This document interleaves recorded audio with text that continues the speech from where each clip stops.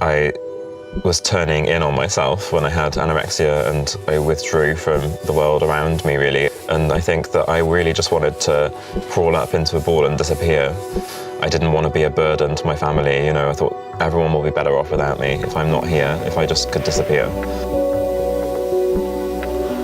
When I started to struggle with my weight and had anorexia, I looked in the mirror and I thought that I was genuinely enormous.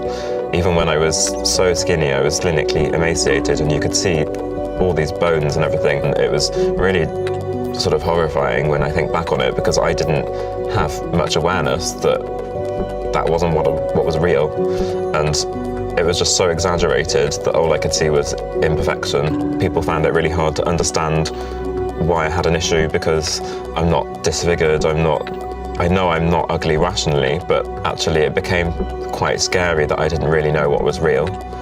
So I started to control my eating and managed to lose nearly half of my body weight, and became extremely physically unwell as well as mentally unwell. Just so worried about what was in food, whether it had fat in it and all the ingredients, and spent so long just looking at packets, and some foods were dangerous and some foods were safe. Later on, when I developed bulimia, I did lose control. I would feel like I wasn't even in control of what I was picking up off the shelf. Throwing it into my basket and just getting out as quickly as I could so that I could go home and eat this food and then be sick, and then I'd finally be relieved. When I was anorexic, I was used to being really cold all of the time, and I was quite comfortable just feeling numb all the time, emotionally and physically.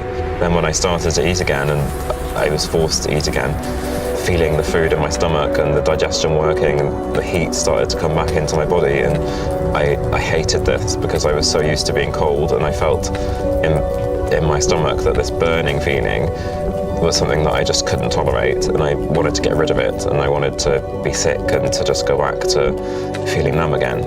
I never really learned how to cope with feeling this burning feeling inside. I remember speaking to a GP and them saying, "Why do you want to look like this? Because this is an ideal for girls." I think people really want to put people into boxes really quickly, and that makes life easier for people. And I'm gay, and I have never really had a problem with it at all, but I think people would assume that, oh, if I have anorexia and I'm a boy, it must be because of my sexuality. And actually it was because I was distressed and because I had problems with living, and it's not because of which box I fitted into.